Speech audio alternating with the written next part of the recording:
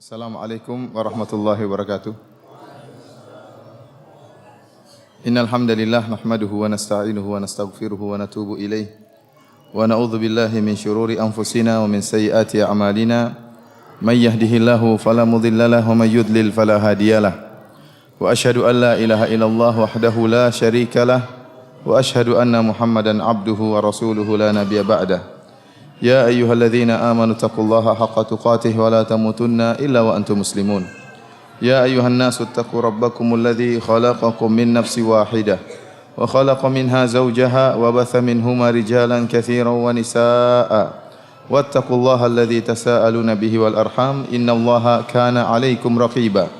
Ya ayyuhalladzina amanu taqullaha wa qulu qawlan sadida yuslih lakum a'malakum wa yaghfir lakum dhunubakum. Wa may yuti'illaha wa rasulahu faqad faza fawzan 'azima. Amma ba'd, fa inna asdaqal hadithi kitabullah wa khairal huda huda Muhammadin sallallahu alaihi wasallam. Wa syarrul umuri muhdatsatuha wa kullu muhdatsatin bid'ah wa kullu bid'atin dhalalah wa kullu dhalalatin finnar.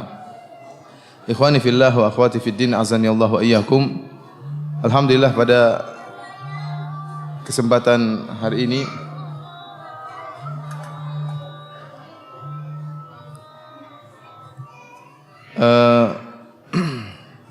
pada kesempatan yang berbahagia ini kita akan mencoba untuk mengupas tentang salah satu firqah dari firqah-firqah yang disepakati oleh para ulama tentang kesesatannya, yaitu firqah Syiah Ar-Rafidhah. Ya.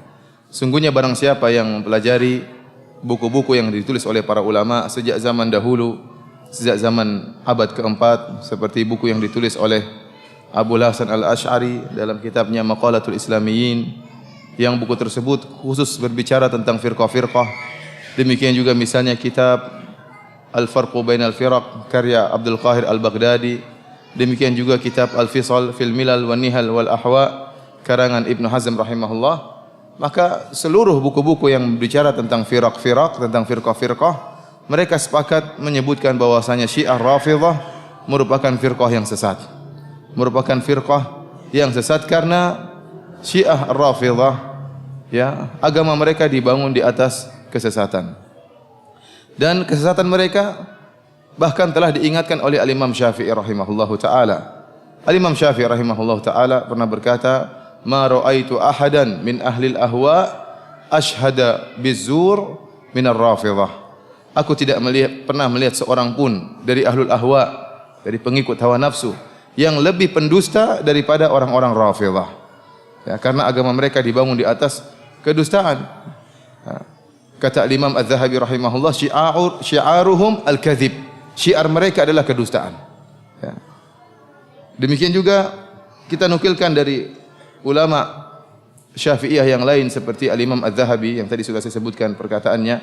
Dalam kitabnya yang lain beliau mengatakan, yang menjelaskan akan kerusakan Rafidhah, mereka mengatakan, beliau mengatakan, wal qaum min akdzabin nasi fin naqliyat. Sungguhnya mereka orang-orang Syiah akdzabun nasi fin naqliyat, orang yang paling dusta dalam penukilan. Wa ajhalun nasi fil aqliyat, dan orang yang paling bodoh dalam masalah akal. Walihada kanu 'indal ulama ajhalat tawaif. Oleh karenanya orang-orang Rafidhah, orang-orang Syiah di sisi para ulama adalah kelompok yang paling bodoh. Wa qad dakhala minhum 'ala ad-dini al-fasadu ma la yuhsihi illa rabbul ibad. Dan sungguhnya kerusakan telah masuk dalam agama ini melalui orang-orang Rafidhah, ya, kerusakan yang sangat banyak yang tidak mengetahuinya kecuali Allah Subhanahu wa taala. Al-Imam Az-Zahabi rahimahullah, ulama besar dari mazhab Syafi'i ini, mengingatkan kita akan tiga hal. Yang pertama bahwasanya orang-orang Rafidhah adalah akdzabun nas fi naqliyat, orang yang paling pendusta dalam penukilan. Yang kedua, orang-orang Rafidhah adalah, ya, ajhalun nas bil aqliyat, orang yang paling bodoh dalam masalah akal. Akan kita lihat bagaimana kebodohan orang Rafidhah, ya, agama mereka adalah agama yang dibangun dengan perkara-perkara yang tidak masuk akal. Dan yang ketiga, kata Imam Az-Zahabi rahimahullah, bahwasanya kerusakan dalam agama ini sangat banyak terjadi melewati orang-orang Rafidhah, masuk melalui orang-orang Rafidhah. Dan kita akan buktikan perkataan Imam Az-Zahabi rahimahullahu taala ini. Ikhwani fillah wa akhwati fid din, azani Allah wa iyyakum. Ya. Pembahasan tentang Rafidhah kita akan berbicara secara umum, kita bagi menjadi dua. Yang pertama yaitu tentang akidah mereka, akidah kaum Rafidhah, ya, yang akidah mereka dibangun di atas kebatilan dan di atas kedustaan. Yang kedua adalah bagaimana tentang kejahatan mereka yang telah mereka lakukan dalam sejarah Islam. Ya. Karena kejahatan yang mereka lakukan dibangun di atas akidah mereka yang rusak. Dan apa yang terjadi sekarang ini, pembantaian kaum muslimin, pembantaian ahlu sunnah di Suriah, itu hanyalah salah satu dari buah akidah orang-orang Rafidhah, orang-orang Syiah yang dibangun di atas kebatilan. Sehingga mereka tidaklah membunuh ahlu sunnah di Suriah, ya, bukan hanya sekedar masalah politik, akan tetapi mereka membunuh ahlu sunnah yang ada di Suriah dianatan, karena bagi mereka itu suatu agama. Membunuh ahlu sunnah, ya, mendatangkan surga di sisi Allah Subhanahu wa taala. Sehingga syiar mereka, uqtulus sunnah wadkhulul jannah. Bunuhlah ahlu sunnah maka kalian akan masuk dalam surga. Insyaallah kita akan bagi pembahasan kita menjadi dua pembahasan ini. Kita mulai dari tentang kerusakan yang mereka lakukan, kejahatan yang mereka lakukan. Ikhwani fillah azanillahu wa iyyakum. Adapun sejarah berdarah yang dilakukan oleh orang Syiah terhadap kaum muslimin, maka sudah sejak dahulu kala. Dan hal ini dibangun di atas keyakinan mereka bahwasanya ahlu sunnah adalah orang-orang yang kafir dan najis. Sebagaimana yang dikatakan oleh ulama besar mereka, yaitu yang bernama Nikmatullahi Al-Jazairi dalam kitabnya Al-Anwar An-Nu'maniyah. Jadi kita tatkala menukil akidah orang-orang Syiah, kita nukil langsung dari buku-buku mereka.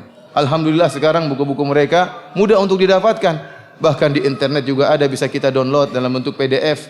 Ya, dan yang berkesempatan ingin membeli silakan, buku-buku mereka terdapat diperjualbelikan, bisa beli di Iran, bisa beli di Lebanon, bisa beli di Kuwait, ya, buku-buku mereka di Bahrain. Ya, alhamdulillah sekarang mudah bagi Ahlussunnah untuk menelaah langsung buku-buku mereka. Dan kita tatkala menyebutkan akidah orang-orang Syiah, kita tidak menukil dengan perantara, tidak, tapi kita langsung nukil dari buku-buku mereka. Lihatlah bagaimana keyakinan mereka terhadap Ahlussunnah wal Jamaah. Nikmatullah Al-Jazairi dalam kitabnya Al-Anwar An-Nu'maniyah, dia mengatakan bahwasanya adapun An-Nasibi, yaitu Sunni, ya. Jadi mereka menamakan Ahlu Sunnah dengan Nawasib, penentang Ahlul Bait. Kata dia pembahasan tentang Nasibi, tentang Sunni, ya, dijelaskan melalui dua perkara. Dia mengatakan al-awwal, yang pertama pembahasan tentang fi bayani ma'na nasib alladhi warada fil akhbar annahu najisun wa annahu syarrun minal yahudi wan nasrani wal majusi wa annahu kafirun najisun bi ijma'i ulama'il imamiyah. Pembahasan pertama tentang siapa yang dimaksud dengan nasibi, yang telah datang dalam banyak riwayat yang menunjukkan bahwasanya nasibi adalah najis, yaitu Sunni adalah najis dan lebih buruk daripada Yahudi, daripada Nasrani dan daripada Majusi, dan bahwasanya seorang Sunni adalah kafir, najis berdasarkan ijma' ulama al-imamiyah, ulama Rafidhah, ulama Syiah al-imamiyah Ithnai Asyariyah. Kemudian dia menjelaskan tentang makna nasibi, dan dia menyimpulkan bahwasanya yang dimaksud dengan nasibi adalah semua orang yang mendahulukan selain Ali di atas Ali. Semua orang yang mendahulukan selain Ali bin Abi Thalib di atas Ali bin Abi Thalib radhiyallahu taala anhu, maka dia adalah nasibi. Bahkan dia berkesimpulan, oleh karenanya kata dia bahwasanya Abu Hanifah adalah termasuk dari nasibi. Dia mengatakan wa yu'ayyu hadzal ma'na annal a'immah, yang menunjukkan akan hal ini bahwa semua yang mendahulukan selain Ali terhadap Ali dikatakan nasibi, bahwasanya para imam-imam wa khawasahum, dan juga orang-orang khusus di antara mereka, atlaqu lafdzan nasibi ala Abi Hanifah, mereka menyatakan Abu Hanifah merupakan nasibi, wa amsalihi, demikian juga orang-orang semisal dengan Abu Hanifah. Ma'a anna Abu Hanifah lam yakun mimman nasabal adawah li alil bait, padahal Abu Hanifah tidak pernah menunjukkan permusuhan terhadap Ahlul Bait. Bal kana lahum qita'un ilaihim wa kana yuzhir lahum tawaddud. Akan tapi Abu Hanifah, ya, Bahkan Abu Hanifah sering menunjukkan ya kasih sayang terhadap Ahlul Bait. Dia tidak pernah musuhi Ahlul Bait. Akan tapi kenapa dia dikatakan Nasibi? Na'am kana yukhalifu ara'ahum wa yaqulu qala Ali wa ana aqul. Akan tapi kenapa? Karena Abu Hanifah menyelisih pendapat-pendapat Ahlul Bait. Dan Abu Hanifah pernah berkata, Ali berpendapat demikian, saya berpendapat demikian. Karena Abu Hanifah tidak mengakui perkataan Ali bin Abi Thalib, ya, maka dikatakan sebagai apa? Nasibi. Nasibi. Oleh karenanya semua orang yang mengatakan Abu Bakar lebih utama daripada Ali bin Abi Thalib, maka dialah nasibi yang dihukumi oleh orang-orang Syiah sebagai orang yang najis, yang kafir, syarrun minal yahudi wan nasrani wal majusi, lebih buruk daripada Yahudi dan Nasrani dan Majusi. Kemudian pembahasan kedua itu tadi pembahasan tentang ta'rif nasibi. Apa sih definisi nasibi? Ya, kita semua termasuk dalam nasibi menurut mereka. Kita termasuk sunnah, ahlu sunnah karena ahlu sunnah menyatakan Abu Bakar dan Umar lebih utama daripada Ali bin Abi Thalib, maka kita dianggap najis oleh mereka. Pembahasan kedua, fi jawazi qatlihim wastibahati amwalihim, tentang bolehnya membunuh mereka ahlu sunnah dan halalnya harta-harta mereka. Dia berkata, ya, wa hukmuhu indahum kal kafiril harbi fi aktsaril ahkam. Bahwasanya hukum seorang nasibi, seorang sunni di sisi para ulama Syiah seperti kafir harbi, seperti orang kafir yang menyerang. Kita tahu orang kafir yang menyerang boleh dibunuh dan boleh diambil apa? Hartanya. Kita itu dianggap kafir harbi menurut orang-orang Syiah. Oleh karenanya mereka menukil suatu riwayat, ya, dari Abu Abdullah. Jadi anehnya orang-orang Syiah ini, buku-buku mereka tidak sampai, riwayat-riwayat mereka kebanyakan tidak sampai kepada Rasulullah. Tapi riwayat-riwayat mereka ujungnya kepada Abu Abdullah, yaitu Ja'far As-Sadiq. Ya. Jadi kalau kita buka misalnya buku Biharul Anwar, kemudian kita buku mereka seperti Al-Kulaini, Al-Kafi Lil-Kulaini, kita juga buka buku mereka seperti Al-Anwar An-Nu'maniyah. Ujung-ujungnya riwayatnya kepada berkata Abu Abdullah, yaitu Ja'far As-Sadiq. Dia berkata demikian. Bagi mereka perkataan Ja'far As-Sadiq adalah perkataan yang paling tinggi, bisa mengkhususkan Al-Qur'an dan bisa bisa menasakh Al-Qur'an. Karena bagi mereka perkataan imam adalah perkataan, ya, yang langsung dari Allah Subhanahu wa taala. Oleh karenanya tidak ada yang paham Al-Qur'an kecuali para imam. Nanti akan kita jelaskan bagaimana keyakinan mereka terhadap Al-Qur'an. Sehingga setiap perkataan imam merupakan hujjah yang paling kuat menurut mereka. Contohnya seperti ini dalam riwayat ini mengenai najisnya ahlu sunnah. Ya. Mereka nukil riwayat mereka dari siapa? Abu Abdullah, ya, Ja'far As-Sadiq. Ditanya, "Ma taqulu fi qatli nasib?" Bagaimana pendapatmu tentang membunuh seorang nasibi, seorang sunni? Apa kata dia? Qala halalud dam.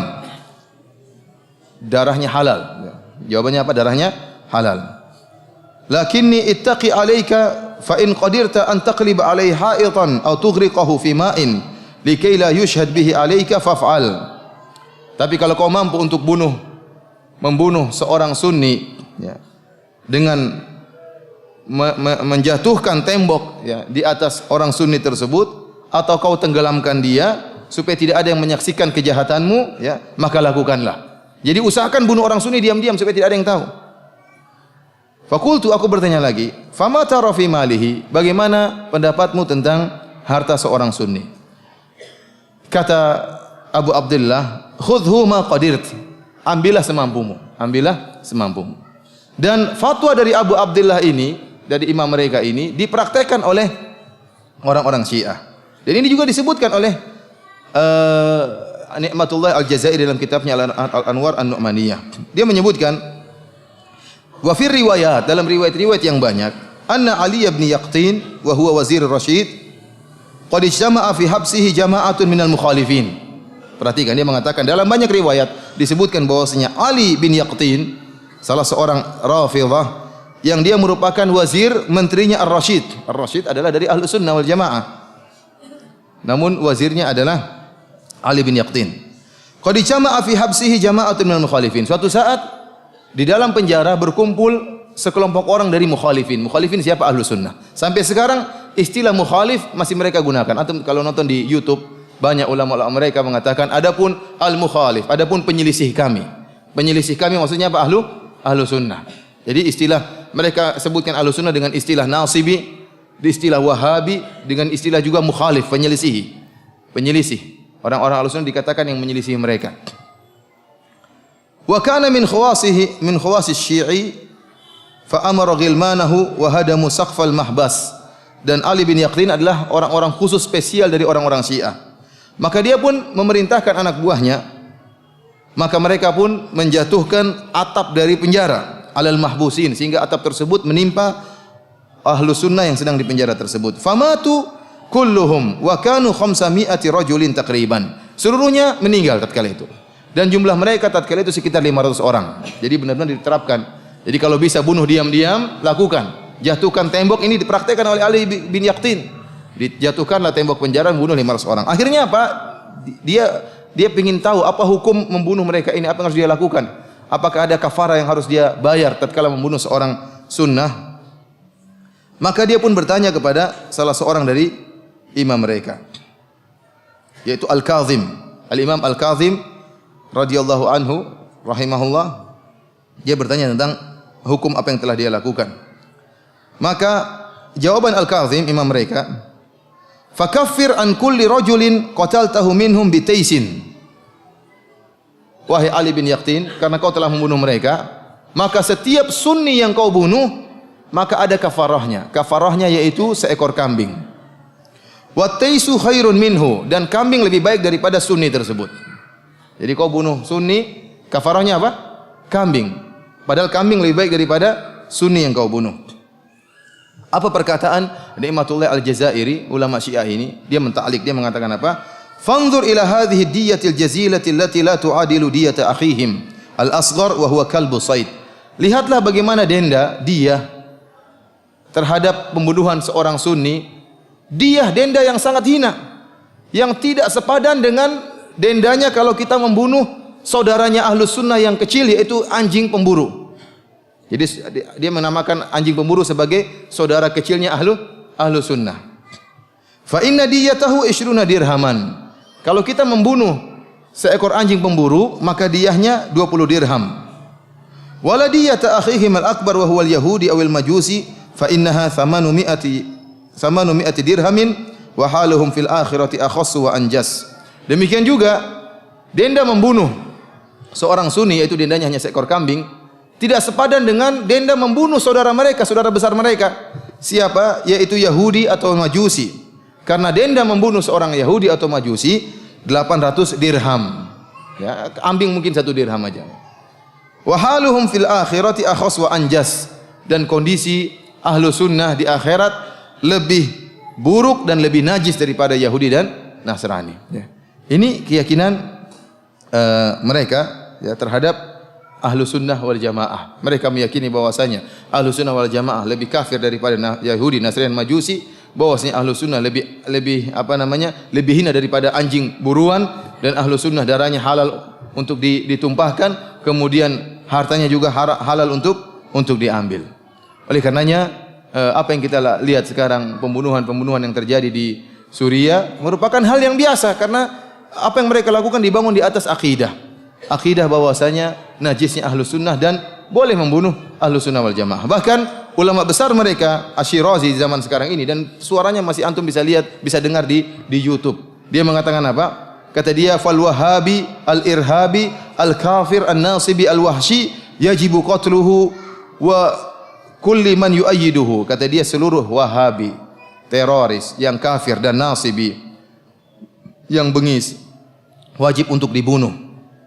Wajib untuk dibunuh, dan seluruh orang yang mendukung mereka harus wajib juga untuk dibunuh. Min rajuliddin, baik orang yang agamis, au ghaira rajuliddin, atau orang yang umum selain orang yang agamis, yajibu qatluhu, wajib untuk dibunuh. Wa man la yaqulu biwujubi qatli haula wa biwujubi qatli muayyidihim fahuwa alaniyatan yakfuru bil Qur'an. Barang siapa yang mengatakan tidak wajib untuk membunuh mereka, orang-orang Wahabi, dan tidak wajib membunuh orang-orang yang mendukung Wahabi, maka dia telah kafir kepada Al-Quran secara terang-terangan. Jadi mereka meyakini bahwasanya Wahabi atau Sunni wajib untuk dibunuh. Karenanya ikhwani fillah akhwati fiddin azani Allah yakum, pada kesempatan bahagia ini kita akan menyebutkan tentang bagaimana sejarah berdarah yang telah mereka goreskan dalam sejarah Islam, bagaimana pembantaian kaum muslimin yang telah mereka lakukan dalam sejarah Islam. Kita mulai dari pembunuhan yang dilakukan terhadap Amirul Mukminin Umar bin Khattab radhiyallahu taala anhu.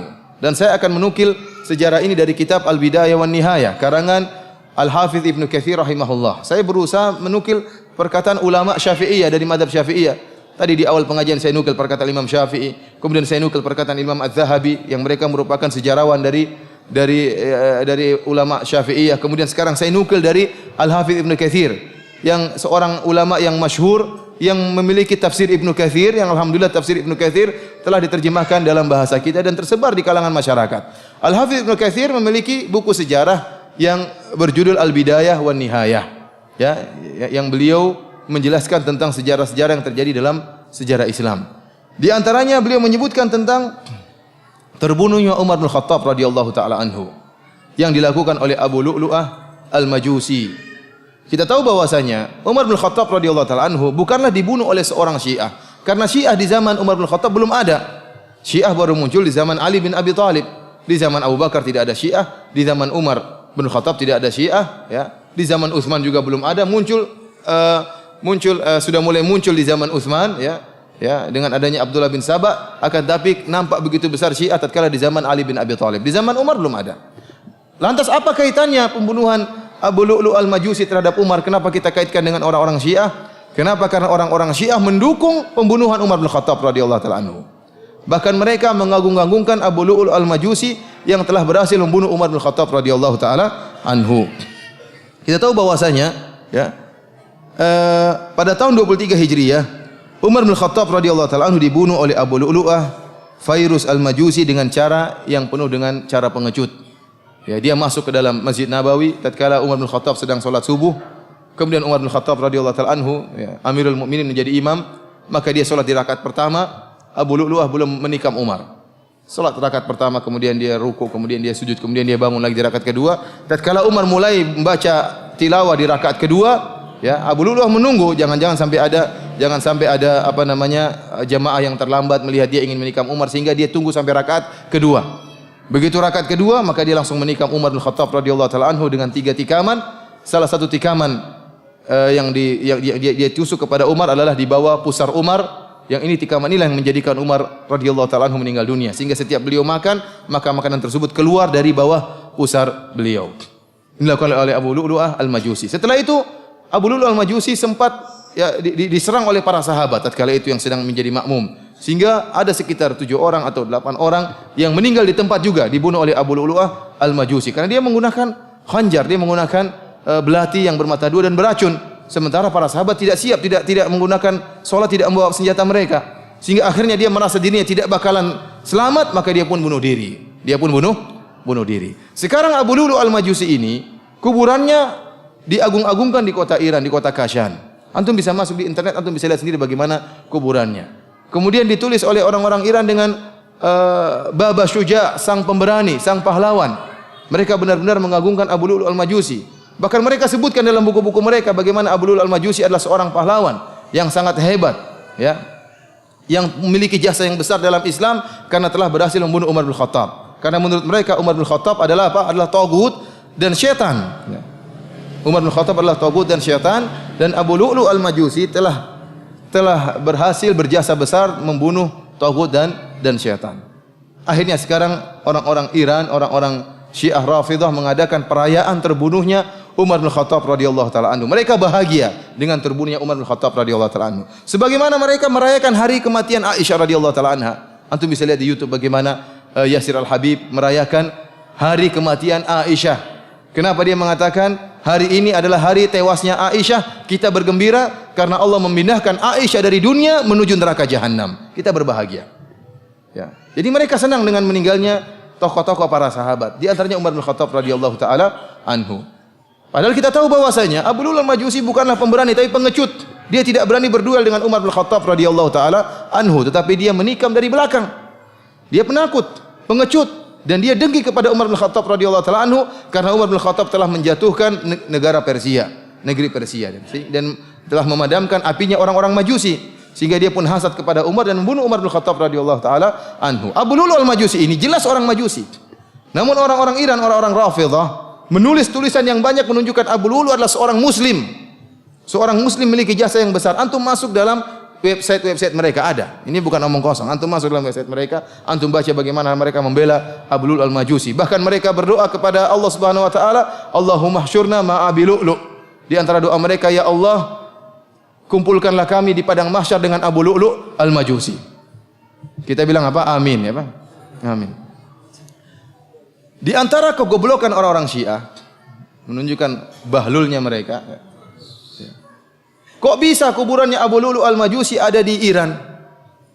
Abu Lu'lu' al-Majusi dibunuh di mana? Di Madinah, di Masjid Nabawi, terbunuh. Bunuh diri, bukan terbunuh, bunuh diri.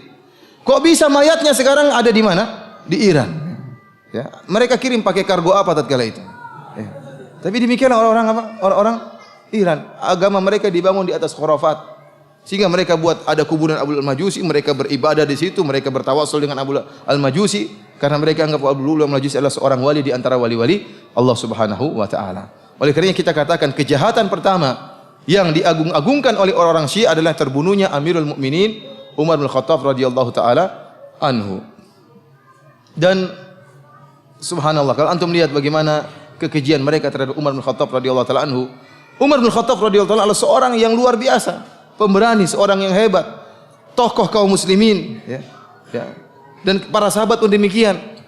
Namun orang-orang Rafidhah ya menggambarkan tentang Umar sebaliknya. Umar dikatakan sebagai bencong, ya, sebagai orang yang homoseksual, ya. Ini dalam buku-buku mereka. Kadang kalau kita baca perkataan mereka kita tidak kuat karena saking buruknya perkataan mereka terhadap Umar bin Khattab radhiyallahu taala anhu. Kita tahu dalam hadis-hadis bagaimana Umar bin Khattab radhiyallahu taala anhu, kemuliaan Umar sangat banyak.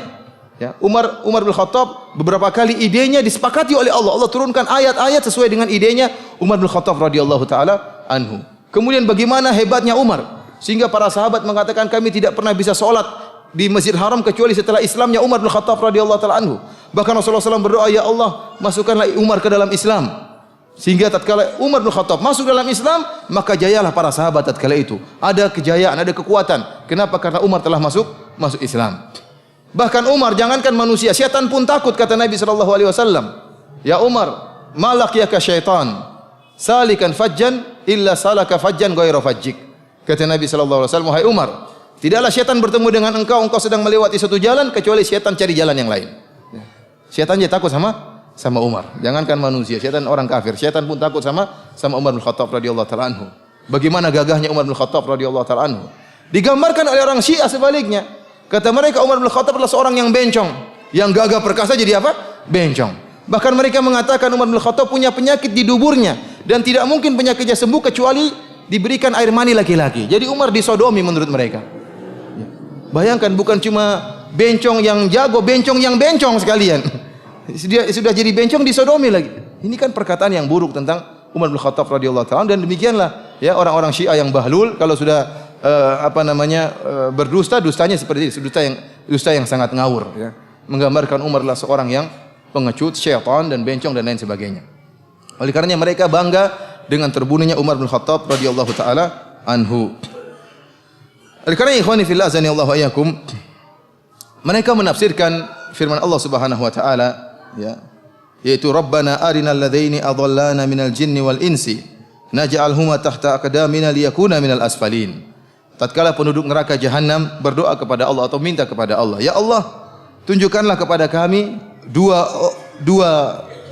orang atau dua dari jin dan manusia, gitu. Dua makhluk dari jin dan manusia, naj'alhuma tahta aqdamina, agar kami injak-injak mereka di bawah kaki kami.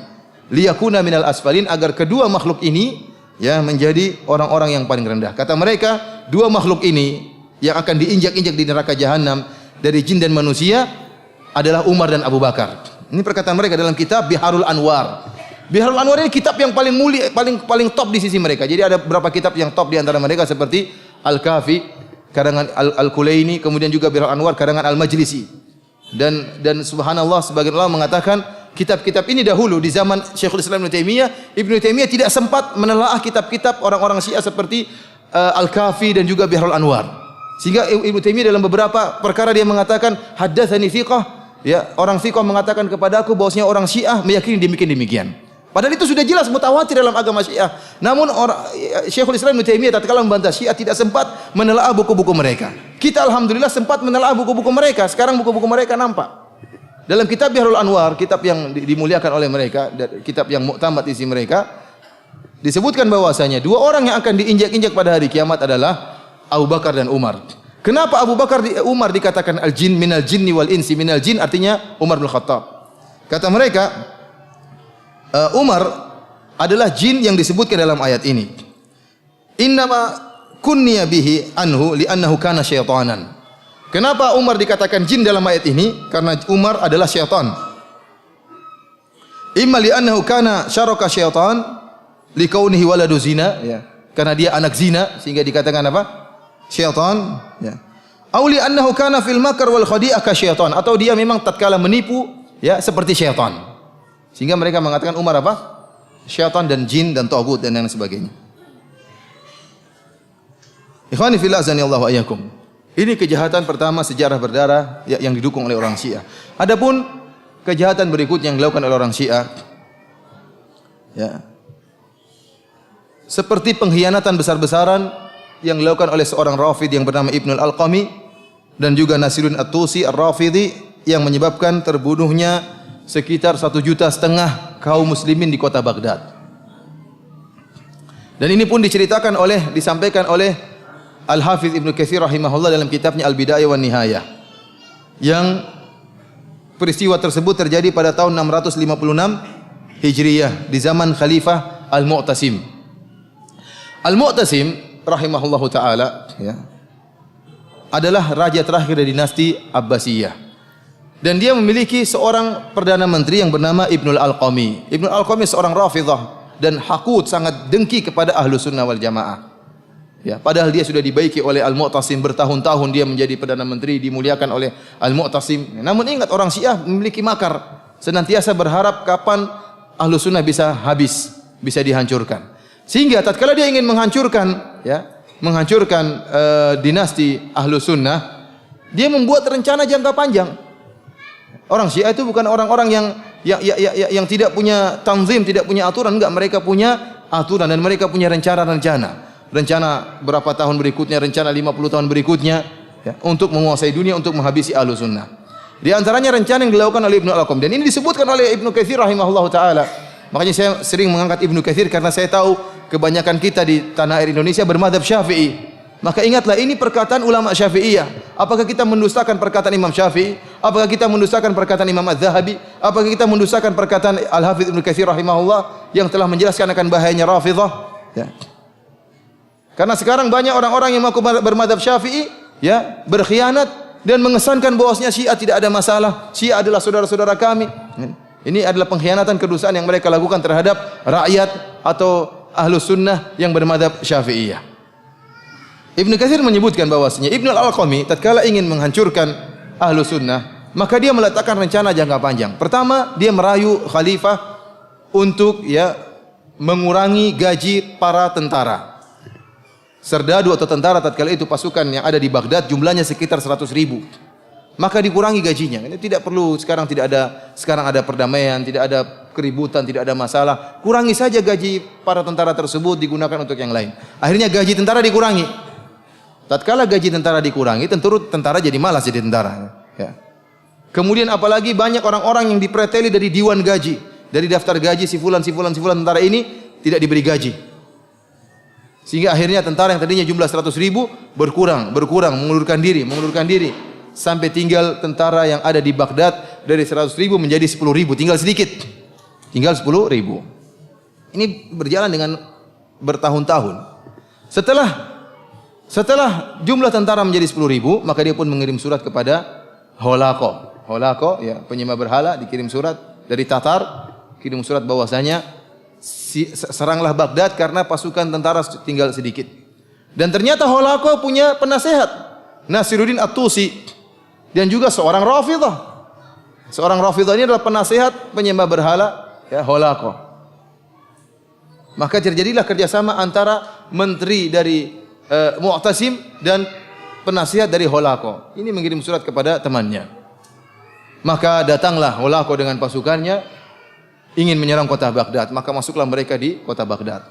Tatkala mereka datang ingin menyerang kota Baghdad, maka Khalifah Al-Mu'tasim bersama pasukan yang tinggal sedikit 10.000 tersebut siap bertempur, ya, berjihad di jalan Allah Subhanahu wa taala. Di sini Ibnu Al-Alqami berperan lagi. Dia mengatakan tidak perlu khalifah kita berperang, kita berdamai saja dengan Holaqah. Maka datanglah engkau bersama sebagian anak buah untuk bertemu dengan Holaqah. Dirayu oleh Ibnu Al-Alqami. Maka berangkatlah Al-Mu'tasim dengan beberapa anak buahnya bertemu dengan Holaqah. Maka kemudian dihinakan dan dibunuh oleh Holaqah. Setelah dibunuh khalifahnya, maka mereka pun masuk dalam kota Baghdad dan mereka menumpahkan darah kaum muslimin, darah ahlu sunnah yang tatkala itu berjumlah sekitar 1,5 juta ahlu sunnah wal jamaah dibunuh oleh Holaqah akibat kerjasama antara Ibnu Al-Alqami seorang Syiah dan juga Nasiruddin At-Tusi juga seorang Syiah. Ikhwani fillah azanillahu wa iyyakum, kasus terbunuhnya ahlu sunnah ini diakui juga oleh sejarawan Syiah. Mereka tidak mendustakan peristiwa ini. Dan itu terjadi di abad ke-7 sementara Ibnu Katsir di abad ke-8. Ibnu Katsir tentunya tahu persis tentang kejadian tersebut karena jarak cuma berapa? Sekitar satu abad. Kejadian yang 656 Hijriah abad ke-7, Ibnu Katsir adalah ulama abad ke-8. Sehingga jaraknya tidak jauh. Jadi Ibnu Katsir tidak omong kosong. Dan peristiwa ini pun diakui oleh orang Syiah seperti yang diakui oleh Ibnu Sa'i dalam kitabnya A'yanu Syiah, tokoh-tokoh Syiah. Ya, dia menyebutkan bahwasanya tentang peristiwa terbunuhnya Khalifah Al-Mu'tasim dan jatuhnya Daulah Al-Abbasiyah. Dia mengatakan wasababuhu anna wazir al-khalifah Muayyiduddin Ibnu Al-Alqami kana rafidhiyan wa kana min ahli al-karh. Dia mengatakan sebab jatuhnya negara Abbasiyah karena menteri sang khalifah yang bernama Ibnu Al-Alqami. Kemudian dia melakopi Ibnu Al-Alqami dengan mengatakan Muayyiduddin, penolong agama Ibnu Al-Alqami. Kana rafidhiyan dan dia adalah seorang Rafidhah. Dia seorang apa? Rafidhah. Ini yang mengatakan demikian siapa? Adalah sejarawan Syiah sendiri. Yang orang ini sejarawan Syiah Ibnu Sa'i ini meninggal pada tahun 674 Hijriah. Peristiwa terjadi 656 Hijriah, dia meninggal 674 Hijriah. Jadi dia benar-benar mengetahui kejadian tersebut. Dan dia menyatakan dalam buku sejarahnya yang berjasa menjatuhkan Daulah Abbasiyah, Daulah Ahlu Sunnah adalah Muayyiduddin, penolong agama Ibnu Al-Alqami dan dia adalah seorang Rafidhah.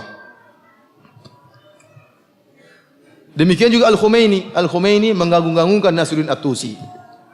Dalam kitabnya Al-Hukum Al-Islamiyah, Al-Khumaini berkata, wa yash'urun nasu bil khasara aidan bi fuqdanil hawajah Nasiruddin At-Tusi. Sungguhnya masyarakat atau manusia merasa rugi dengan hilangnya tokoh ulama Nasiruddin At-Tusi. Mimman qaddama khadamatin jalilatan lil Islam, yang telah memberi sumbangsi yang besar bagi Islam. Siapa? Nasiruddin At-Tusi. Apa sumbangsinya? Membunuh ahlu sunnah yang berjumlah 1.500.000 orang. Ini dibangga-banggakan oleh Al-Khumaini. Demikian juga diakui oleh sebelum Khumaini Mirza Muhammad Baqir Al-Khawansari Al-Asbahani yang wafat pada tahun 1313 Hijriah dalam kitabnya Raudhatul Jannat. Ini juga buku yang jadi pedoman oleh orang-orang Syiah Rafidhah. Dia mengakui tentang pembantaian ahlu sunnah yang disebabkan oleh orang-orang Rafidhah. Dia mengatakan apa? Bahkan dia bangga. Dia mengatakan, ila an asala min dima'ihim al-akhdhar ka'amsalil anhar fanhara biha fi ma'i dujlah. Kata dia sampai akhirnya tertumpahkanlah darah ahlu sunnah yang kotor sebagaimana mengalirnya sungai-sungai. Fanhara biha fi ma'i dujlah, maka kemudian darah-darah kotor tersebut tenggelam dalam sungai Dujlah. Wa minha ila nari jahannam daril bawar. Kemudian setelah darah-darah yang kotor tersebut masuk di sungai Dujlah, nanti akhirnya akan lari ke dalam neraka Jahannam. Ya, jadi dia bangga dengan terbunuhnya ahlu sunnah dan dia mengatakan mereka 1.500.000 orang tersebut semuanya akan masuk dalam neraka Jahannam. Demikian juga dia memuji Nasiruddin At-Tusi, ya, karena pembantaian ini merupakan kerjasama antara Ibnu Al-Alqami dengan Nasiruddin At-Tusi. Dia mengatakan, "Faraggabahul muhaqqiq qaddasa sirrahu fi taskhiri Iraqil Arab fa azama Halaku Khan ala fathi Baghdad." Kata dia, "Faraggabahul muhaqqiq." Maka al-muhaqqiq seorang alim Nasruddin At-Tusi kemudian memprovokasi Holako untuk menyerang kota Baghdad. Dan dia akui. Dia bilang Nasruddin At-Tusi adalah apa? Tokoh yang muhakkik, orang alim yang telah memprovokasi Holako untuk membunuh Ahlus Sunnah di Baghdad. Dia banggakan hal ini. Ini menunjukkan bahwasanya orang-orang Syiah bangga dengan terbunuhnya Ahlus Sunnah wal Jamaah. Ikhwani fillah azanillahu iyyakum.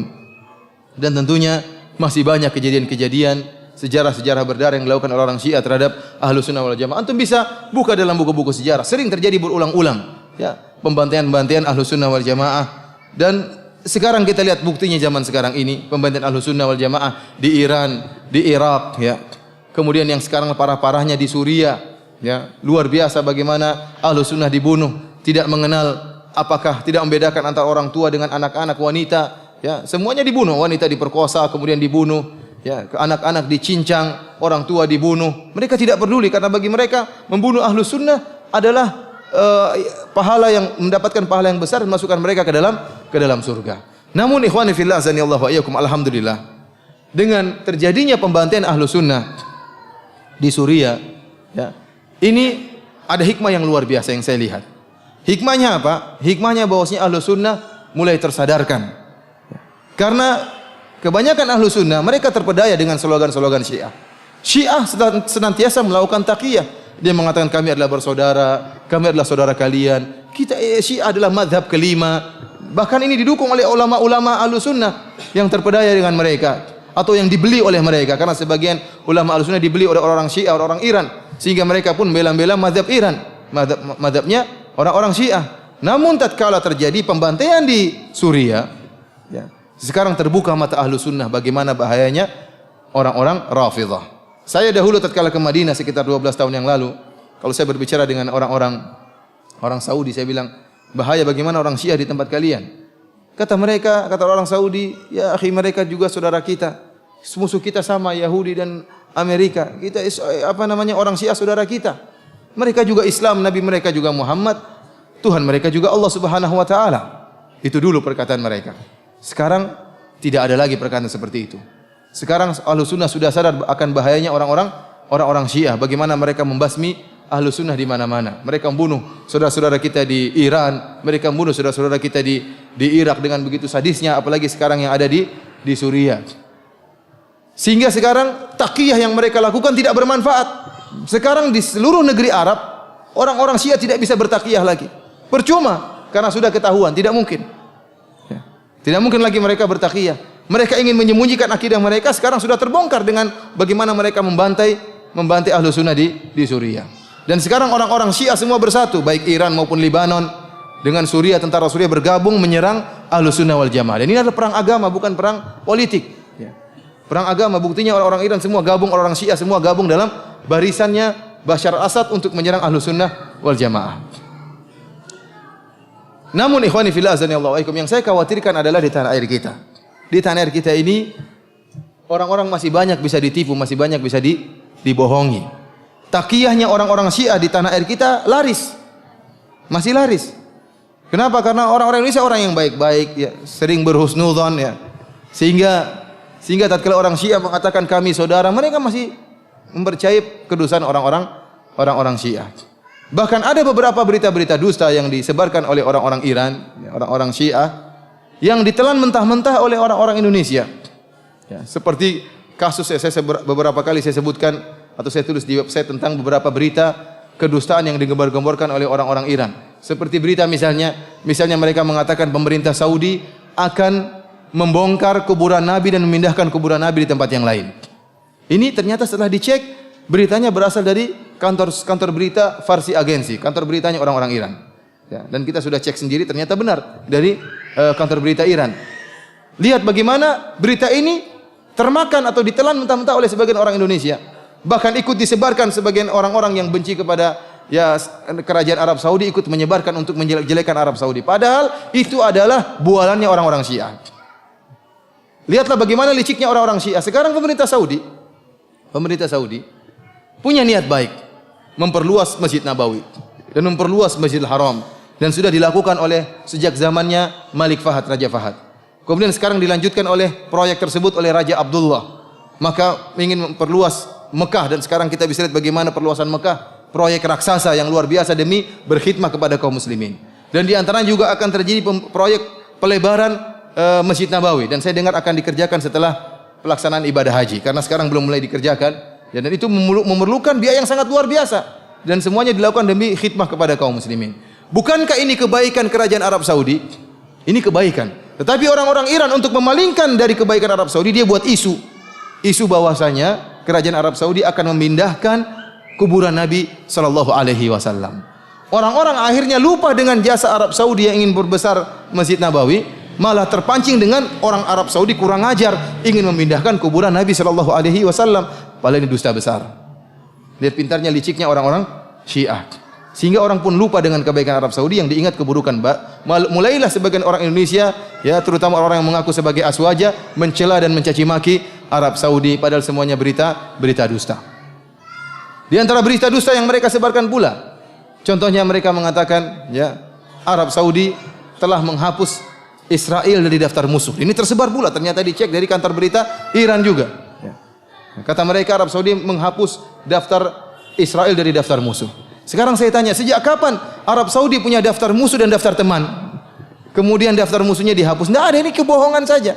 Kemudian kalau Arab Saudi ingin menghapus Israel dari daftar musuh, ngapain dia sebut-sebutkan? Lihat Israel sekarang jadi teman kita. Ini enggak benar seperti ini.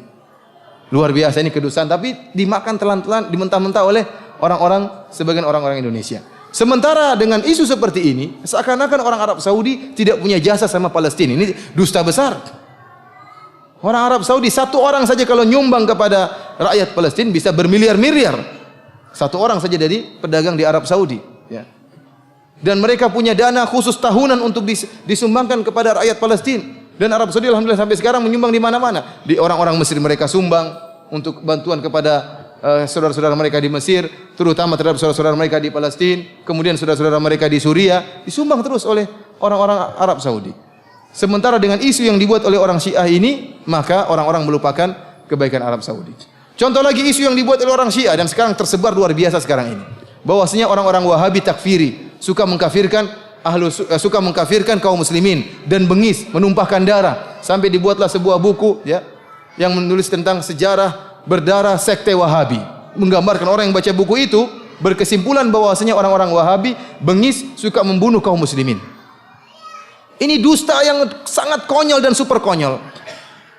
Sekarang tanya sama jemaah haji dan jemaah umrah, apakah mereka kalau pergi ke Arab Saudi melaksanakan ibadah haji ketakutan akan dibunuh oleh orang-orang Arab Saudi? Tanya sama mereka, apakah mereka ketakutan kalau ke sana? Bukankah Arab Saudi merupakan sumbernya Wahabi? Apakah mereka bengis membunuh kaum muslimin, menumpahkan darah kaum muslimin, ataukah sebaliknya mereka malah mengeluarkan dana untuk berkhidmah kepada kaum muslimin? Jawabannya yang kedua, justru mereka mengeluarkan dana bagaimana berkhidmat kepada kaum muslimin, mereka bagaimana meluaskan Masjid Nabawi, meluaskan Masjidil Haram, bagaimana mereka menyebarkan Al-Quran secara gratisan, bahkan dana gratisan Al-Quran pun dikorupsi oleh sebagian orang di sini. Sampai saya ketemu sama sebagian orang Saudi, dia mengatakan, bagaimana Aceh sekarang? Apakah mereka sudah bisa bangun rumah? Saya bilang, kayaknya belum. Sampai orang Saudi mengatakan, ya akhi, dana kalau yang kita sumbangkan itu semua dimanfaatkan, itu mereka sudah bisa bangun rumah. Enggak tahu di mana, disunat di mana dananya. Ya, artinya, subhanallah. Jadi isu yang berkembang luar biasa. Ya. Kita bukan dalam rangka kita ingin menyampaikan kenyataan. Arab Saudi adalah negara Islam, ya, yang penuh dengan kekurangan. Tetapi secara global kebaikan mereka masih lebih banyak.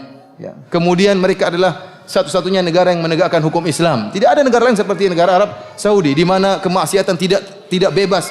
Antum ke Madinah, ke Mekah, alhamdulillah tidak ada namanya tempat perzinahan, tidak ada namanya tempat minum bir atau dan lain sebagainya. Antum masuk dalam supermarket, antum mendengar bacaan murattal Al-Qur'an. Ya, di sini mana ada seperti itu?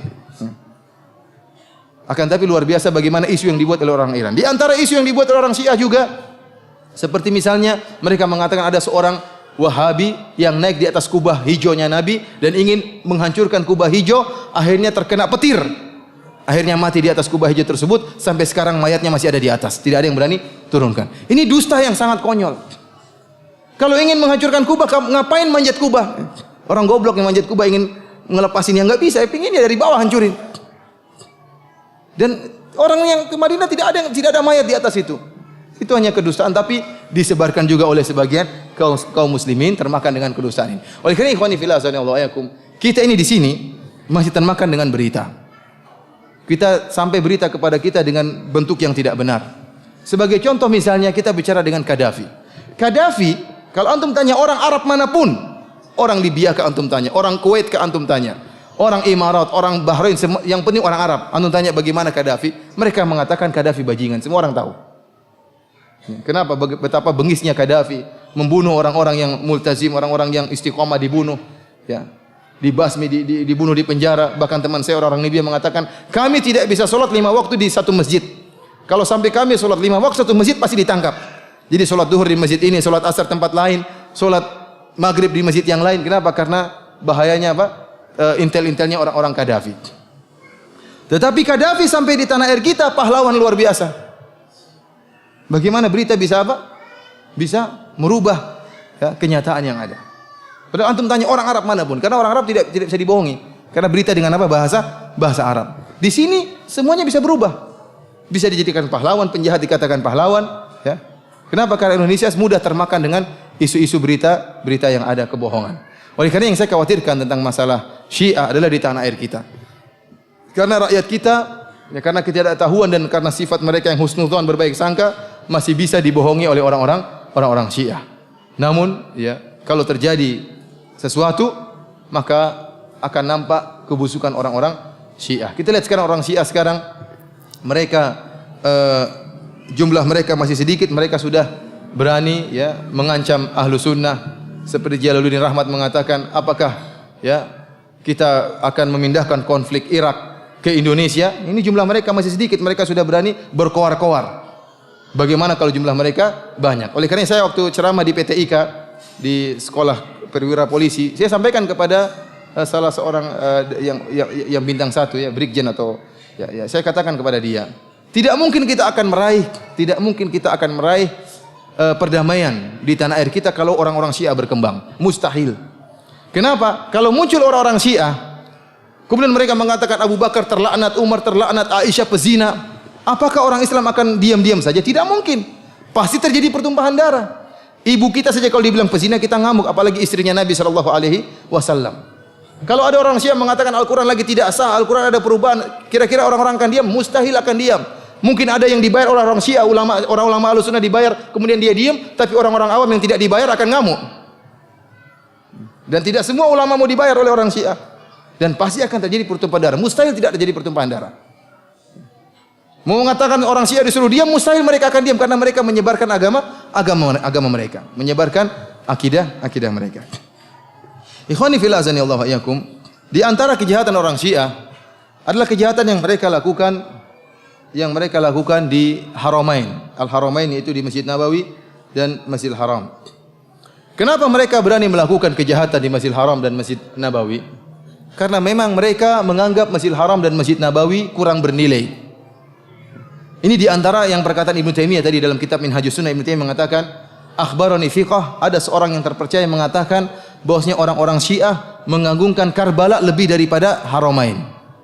Ibnu Taimiyah rupanya tidak tahu buku-buku, tidak sampai kepada dia buku-buku orang Syiah. Padahal riwayat tentang Karbala lebih afdal daripada Haramain ini riwayat yang mutawatir, terlalu banyak dalam buku-buku mereka. Dan antum bisa lihat di YouTube ya. Saya pernah lihat di YouTube bagaimana ceramah-ceramah mereka tentang Karbala. Dan antum bisa masuk dalam website mereka bagaimana keutamaan tanah Karbala. Di antaranya saya sebutkan suatu riwayat ya. Qala Ja'far As-Shadiq, dialah Abu Abdullah, dia mengatakan tentang keutamaan tanah Karbala.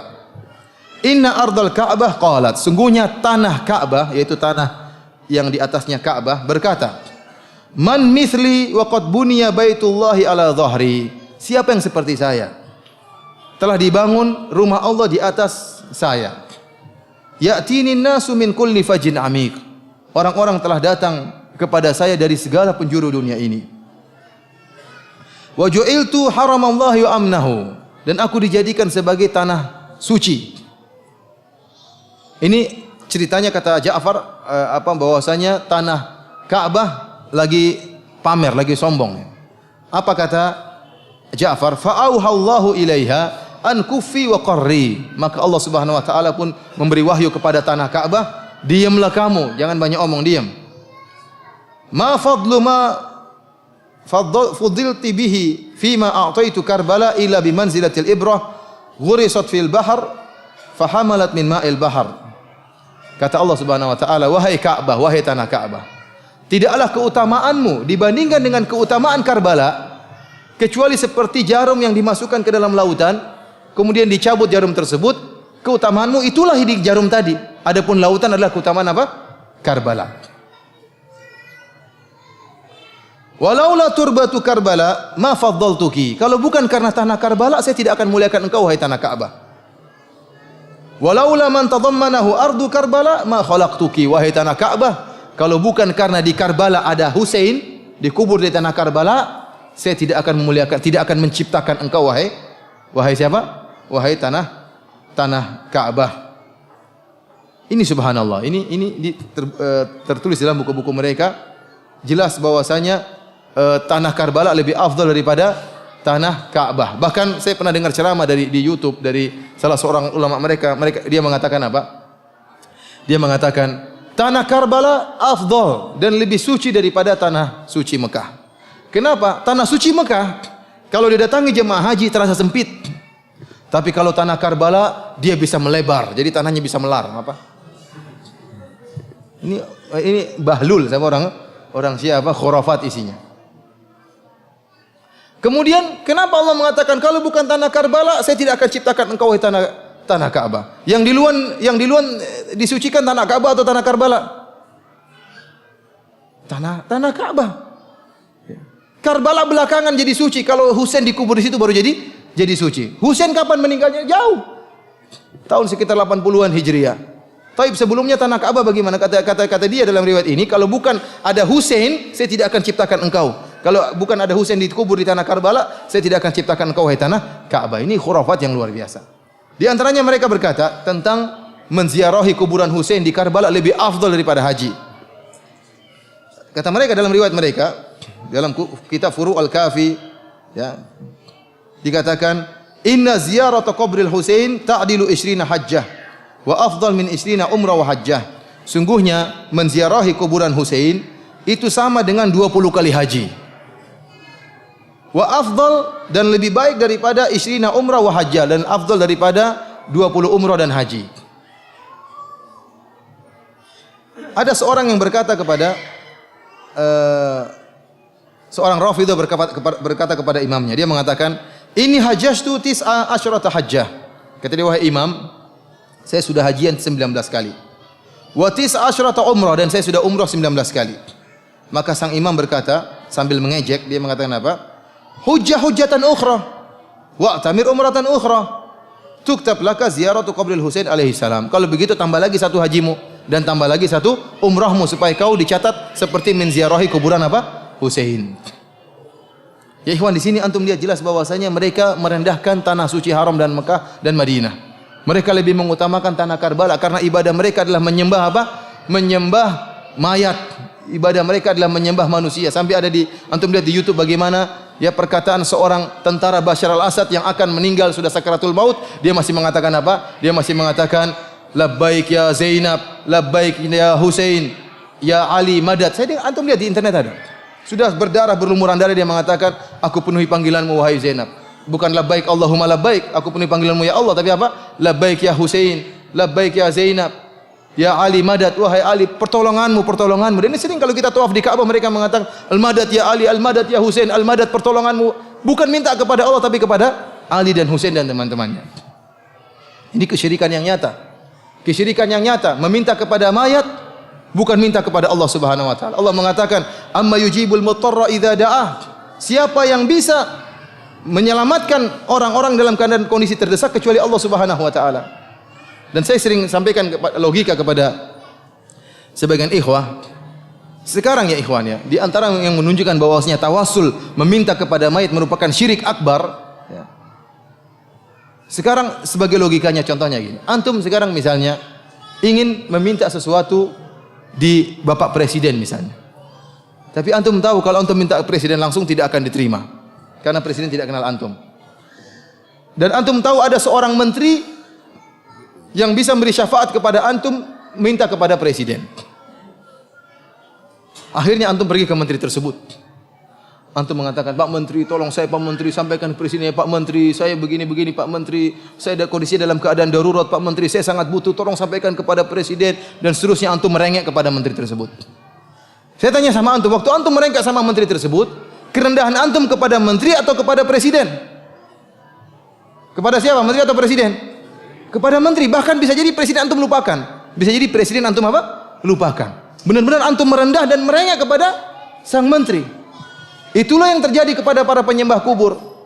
Tatkala mereka ya wali, ya ini, ya minta, benar-benar mereka lupa kepada Allah, seakan-akan kunci pengabulan daripada wali tersebut. Kalau wali bilang na'am, akan turun mandat dari presiden. Kalau wali bilang iya, akan turun. Wali ridha, maka akan turun otomatis mandat dari presiden. Sehingga kerendahan mereka, kehinaan mereka kepada penghuni kubur. Inilah kesyirikan yang nyata. Ibadah orang-orang Syiah adalah penyembah terhadap penghuni kubur, kepada Husain, kepada Ali dan yang lainnya. Kita katakan Ali dan Husain dan adalah wali-wali Allah Subhanahu wa taala, namun mereka tidak berhak untuk disembah. Jangankan Ali dan jangankan Husain, Isa bin Maryam, seorang nabi yang lebih mulia daripada Ali dan Husain dan yang lainnya, tidak berhak untuk diibadahi, apalagi sekedar wali-wali seperti itu. Ikhwani fil azani Allah yakum, karena mereka merendahkan tanah suci Mekah dan Madinah, sehingga mereka berani berbuat onar di Mekah dan Madinah. Ibnu Katsir rahimahullah menyebutkan kisah bagaimana yang dilakukan kejahatan yang dilakukan oleh orang-orang Qaramithah. Ya, Abu Tahir Ar-Rafidhi yang dia menghadang para jemaah haji, kemudian merampas harta mereka, dihadang jemaah haji, dirampas harta mereka. Ini orang Syiah. Kemudian bagaimana dia juga mencuri, mencongkel Ka'bah, mencongkel apa namanya? Hajar Aswad, kemudian dibawa lari selama 23 tahun, dibawa kabur. Sampai tatkala ada seorang atau raja dari Mekah kemudian minta agar dikembalikan Hajar Aswad tersebut dengan memberikan uang kepada diri, tidak mau, bahkan diperangi dan dibunuh raja tersebut. Namun akhirnya tatkala mereka terus mendapatkan bencana dan bencana dan bencana, akhirnya dikembalikanlah Hajar Aswad tersebut ke Ka'bah. Kemudian yang terjadi di zaman sekarang ini juga, ya, seperti yang disebutkan oleh berita Arab Saudi, ya, pada tahun 1406 Hijriah atau tahun 1986 Hijriah, ya, televisi Saudi menyebutkan tentang gambar-gambar dinamit yang dibawa oleh orang-orang Syiah Rafidhah. Ya, mereka ingin buat makar bagi jemaah haji. Namun ketangkap oleh apa? Pemerintah Arab Saudi. Di antaranya juga seperti kasus terowongan Mina yang menyebabkan banyak orang terbunuh. Yang melakukan siapa? Orang Rafidhah juga. Yang buat gas sehingga membuat orang gaduh dan kalang kabut sehingga banyak yang bertindis-tindisan akhirnya meninggal dunia. Kemudian juga di masa depan. Di masa depan kalau Imam Mahdi mereka keluar, juga sangat-sangat apa yang akan dia lakukan terhadap jemaah haji di Mekah dan di Madinah. Disebutkan dalam buku mereka, dalam kitab Al-Ghaibah Lit-Tusi, dia mengatakan, "Idza qamal Mahdi hadamal Masjidil Haram." Kalau Mahdi muncul, dia akan hancurkan Masjidil Haram. Wa qata aidiya Bani Syaibah wa allaqaha bil Ka'bah, dan dia akan memotong tangan-tangan Bani Syaibah. Bani Syaibah adalah yang sampai sekarang masih bertugas menjaga Ka'bah. Ya, dari sejak zaman Nabi sampai sekarang. Kata dia, Al-Mahdi kalau muncul maka tangan-tangan mereka akan dipotong, penjaga Ka'bah tersebut. Kemudian tangan-tangan kaki mereka ini akan digantung di Ka'bah. Dan akan ditulis pada gantungan tangan dan kaki mereka itu, haula'i saraqatul Ka'bah, mereka ini pencuri Ka'bah. Nanti bayangan kalau keluar Mahdi, sangar. Ya, masjid dihancurkan oleh dia. Dalam riwayat yang lain, dalam kitab Al-Ghaibah lil Maqdisi, demikian juga Biharul Anwar, dikatakan, innal qa'im yahdimu al-Masjidil Haram hatta yaruddahu ila asasihi. Bahwasanya Mahdi akan menghancurkan Masjidil Haram sampai dikembalikan kepada pondasinya. Artinya benar-benar dihancurkan. Jadi mereka ini hasut sama siapa? Sama pemerintah Saudi, ya. Jadi pemerintah Saudi sudah bangun Masjidil Haram, sudah diperluas, itu akan dihancurkan nanti semuanya sama siapa? Imam Mahdi mereka, dikembalikan kepada pondasinya. Sadis banget ini. Ikhwani fillah azanillahu yakum. Oleh karenanya tidak heran jika mereka berani melakukan kriminal di Masjidil Haram dan Masjid Nabawi, ya. Bahkan terakhir berita yang saya dapat bagaimana orang-orang Iran membagi-bagikan permen yang isinya obat mandul, ya, mereka bagikan kepada Ahlus Sunnah. Ini sudah saya dengar sekitar 6 tahun lalu. Pertama kali saya bawa istri saya ke Madinah, saya bawa anak-anak ke masjid, maka teman saya melarang, kata Firanda hati-hati. Kamu jangan bawa anakmu ke Masjid Nabawi. Hati-hati nanti ada orang Iran bagi-bagi apa namanya? Bagi-bagi permen obat mandul. Saya dalam hati saya, orang ini khurafat ya. Terlalu suudzon. Bagi saya dia terlalu suudzon. Di zaman tersebut belum ada pembunuhan-pembunuhan seperti seramai sekarang ini. 7 tahun lalu ya, belum ada. Belum ada pembantian, belum ada YouTube sebagaimana seramai sekarang ini. Saya tidak membenarkan perkataan dia. Sekarang baru terbukti. Ternyata ada orang Iran ditangkap di Masjid Nabawi karena membagikan permen yang isinya obat apa? Obat mandul. Agar Ahlus Sunnah nanti ke depan sedikit jumlahnya sehingga mudah untuk diserang kalau muncul Imam Mahdi. Jadi Imam Mahdi yang akan muncul nanti sangat sangar. Imam Mahdinya orang-orang Syiah. Sangat sangar dan dia pertama kali tatkala dia muncul, dia akan pergi ke Masjid Nabawi, kemudian dia akan mengeluarkan mayat Abu Bakar dan mayat Umar. Kemudian digantunglah mayat Abu Bakar dan Umar tersebut di pohon korma. Di pohon korma yang kering. Ini disebutkan dalam buku-buku mereka, dalam Biharul Anwar dan juga dalam kitab Al-Anwar An-Nu'maniyah, dalam kitab-kitab yang lain. Setelah digantung mayat Abu Bakar dan Umar, pohon korma yang tadinya kering menjadi basah, kemudian menjadi segar dan mengeluarkan buahnya dan daun-daunnya. Ini istidraj dari Allah kata mereka. Akhirnya banyak orang yang terpukau dengan keajaiban Abu Bakar dan Umar. Lihat pohon yang kering bisa menjadi basah. Akhirnya orang-orang yang mencintai punya dalam hatinya sedikit rasa cinta kepada Abu Bakar akan berkumpul di suatu tempat membentuk saf membela Abu Bakar dan Umar. Adapun orang-orang yang benci Abu Bakar dan Umar akan dikumpulkan pada saf yang lain, orang Syiah dan semuanya. Maka setelah Ahlus Sunnah seluruhnya dari penjuru dunia berkumpul, maka dibunuh oleh Imam Mahdi. Jadi Imam Mahdi mereka ini sangar nanti kalau sudah muncul, bukan cuma antum-antum juga bakalan dibunuh oleh Imam Mahdi. Tapi Imam Mahdinya insya Allah enggak keluar ya. Karena Imam Mahdinya sudah 1200 tahun sembunyi enggak keluar sampai sekarang. Ikhwani fillah azanillahu wa iyyakum, ini kita berbicara tentang sejarah berdarah orang-orang Syiah dan sekarang kita akan berbicara tentang akidah orang-orang Syiah. Ikhwani fillah azanillahu wa iyyakum, di antara kekhususan orang-orang Syiah ini kerusakan akidah orang Syiah yang tidak dimiliki oleh firqah-firqah sesat yang lainnya adalah meyakini Al-Quran tidak otentik, Al-Quran kurang. Al-Quran terjadi perubahan. Para ulama ahli firqah-firqah dalam buku-buku mereka seperti saya sebutkan seperti Maqalatul Islamin, ya. Aqaid apa namanya aqidah Salasah wa Sab'in firqah, dalam kitab Al-Farqu Bainal Firaq, dalam kitab Al-Milal wan Nihal karya Syahristani, dalam kitab misalnya An-Nihal fil Milal wal Ahwa, ya, karangannya Ibnu Hazm. Mereka menyebutkan banyak firqah. Di antaranya firqah Khawarij, di antaranya firqah Mu'tazilah, di antaranya firqah Murji'ah dan cabang-cabangnya di antaranya firqah Rafidhah, firqah Syiah. Namun seluruh firqah-firqah sesat yang ada dalam Islam semuanya mengakui bahwasanya Al-Qur'an itu otentik, tidak ada perubahan. Semuanya. Hanya saja mereka sesat dari sisi penafsiran Al-Qur'an. Tapi mereka mengakui Al-Quran tidak ada perubahan. Al-Quran itu murni dijaga oleh Allah. Mereka mengakui firqah sesat manapun. Kecuali orang-orang Syiah. Orang-orang Syiah ini satu-satunya firqah yang menyatakan Al-Quran ada perubahan. Ini akidah spesialnya orang-orang apa? Syiah. Yang tidak dimiliki oleh firqah-firqah sesat yang lainnya. Dan ini benar-benar mereka nyatakan dalam buku-buku mereka. Bahkan riwayat tentang telah terjadi perubahan terhadap Al-Quran, ribuan riwayat. Tidak mungkin mereka tolak. Dan termaktub dalam buku-buku terkenal mereka seperti Al-Kafilul Kulaini, kemudian Biharul Anwar dan kitab-kitab topnya milik orang Syiah semuanya menyatakan Al-Quran tidak otentik lagi. Oleh karena tatkala Ibnu Hazm rahimahullah berdebat dengan orang-orang Nasrani, kemudian Ibnu Hazm membuktikan bahwasanya dalam Injil itu ada perubahan, tidak otentik lagi karena ada tangan-tangan manusia yang merubah Injil. Disebutkan kontradiksi antara yang terdapat dalam Injil disebut oleh Ibnu Hazm, membuat orang-orang Nasrani bungkam. Tidak bisa berbicara, mengakui bahwasanya Injil telah terjadi perubahan. Namun apa kata orang-orang Nasrani? Benar Injil ada perubahan, tapi Al-Quran juga ada perubahan. Kata Ibnu Hazm, siapa yang bilang Al-Quran ada perubahan? Orang-orang Syiah yang mengatakan demikian. Kata Ibnu Hazm, orang Syiah bukan Islam. Gampang, kata dia apa? Orang Syiah bukan apa? Bukan Islam. Karena barang siapa yang mengatakan Al-Quran ada perubahan itu bukan orang Islam. Allah Subhanahu wa taala mengatakan, Qul la in ijtama'atil insu wal jinnu ala ayyatu bimithli hadzal Qur'an la ya'tuna bimithlihi walau kana ba'dhum li ba'dhin dhahira. Katakanlah meskipun seluruh jin dan seluruh manusia berkumpul untuk bisa membuat seperti Al-Qur'an, mereka tidak bakalan bisa. Kalau ternyata Al-Qur'an ada perubahan, law kana min indillah indi ghairillah lawajadu fi ikhtilafan katsira. Kalau Al-Qur'an bukan dari Allah, maka akan terjadi banyak kontradiksi. Kalau ternyata Al-Quran ada perubahan, orang lain bisa bikin seperti Al-Quran. Tapi Al-Quran dijaga oleh Allah.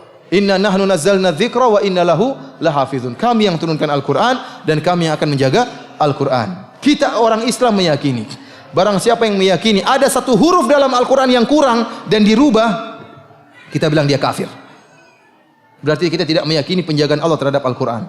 Bagaimana lagi kalau orang-orang mengatakan Al-Quran ya banyak perubahan, ayat-ayat didistorsi, ayat-ayat kurang. Yang lakukan siapa? Para sahabat. Oleh karenanya satu akidah orang Syiah ini sudah cukup membuat kita mengkafirkan mereka. Karena memang kita meyakini bahwasanya Al-Quran adalah sempurna dan tidak ada perubahan, dan Allah menjaga Al-Quran dari adanya perubahan. Oleh karenanya di antara mukjizat Al-Quran, ya, walaqad yassarnal lidzikri, kami telah mudahkan Al-Quran untuk apa? Banyak orang yang menghafal Al-Quran mudah. Orang anak kecil aja hafal Al-Quran. Umur masih 7 tahun, 8 tahun sudah hafal Al-Quran. Ada perubahan sedikit Al-Quran, maka akan ketahuan. Tidak mungkin ada perubahan dalam Al-Quran. Namun inilah akidah orang-orang Syiah. Sampai-sampai ulama mereka yang bernama An-Nuri At-Tabarsi menulis sebuah kitab Faslul Khitab fi Tahrifi Kalami Rabbil Arbab. Penjelasan yang gamblang tentang bahwasanya Al-Quran sudah berubah. Dan dia menukil banyak perkataan ulama tentang adanya perubahan dalam Al-Quran. Inilah yang menyebabkan terjadi perkelahian di Sampang, iya atau tidak? Gara-gara meyakini Al-Quran sudah tidak otentik. Ya, orang jengkel dibilang Al-Quran tidak otentik. Kitab suci yang kita selama ini kita yakini dikatakan tidak beres. Dan meyakini Al-Quran itu kurang, ini kekufuran yang paling top. Kenapa? Kalau kita meyakini Al-Quran itu kurang atau ada perubahan, maka tidak ada kekufuran lagi. Orang boleh meninggalkan sholat, orang boleh berzina. Sekarang kalau ada orang mengatakan zina itu halal, bagaimana kita membantah dia? Kita bilang dalam Al-Quran zina haram. Maka dengan mudah dia mengatakan, mungkin ayat tentang zina itu ada perubahan. Sebagaimana kata orang-orang apa? Syiah. Ada orang mengatakan jilbab tidak wajib. Kita bilang dalam Al-Quran jilbab. Itu mungkin ayat dirubah sama sahabat. Tidak bisa kita mengkafirkan orang kalau kita meyakini Al-Quran itu apa? Ada perubahan. Kalau ada yang mengatakan solat tidak wajib, kita bilang kamu kafir. Kenapa kamu kafirkan saya? Dalam Al-Quran disebutkan Quran solat, aqimus sholat, solat wajib, dirikan solat. Kata dia mungkin itu ayat yang dirubah oleh sahabat. Repot seperti ini. Jadi Syiah ini membuka pintu kesesatan selebar-lebarnya, pintu kekufuran selebar-lebarnya. Karena puncak kekufuran adalah menyatakan Al-Quran ada perubahan. Kitab suci sudah tidak ada, terus apa yang mau jadikan pegangan? Ikhwani fillah azani Allah wa iyyakum. Di antara riwayat-riwayat yang disebut dalam kitab Al-Kulaini, karangan Muhammad bin Ya'qub Al-Kulaini dalam kitab Al-Kafi, ini Al-Kafi ini seperti Sahih Bukhari dalam kata Muhibbuddin Al-Khatib, salah seorang ulama sunnah di Mesir. Al-Kafi seperti Sahih Bukhari di sisi kaum muslimin.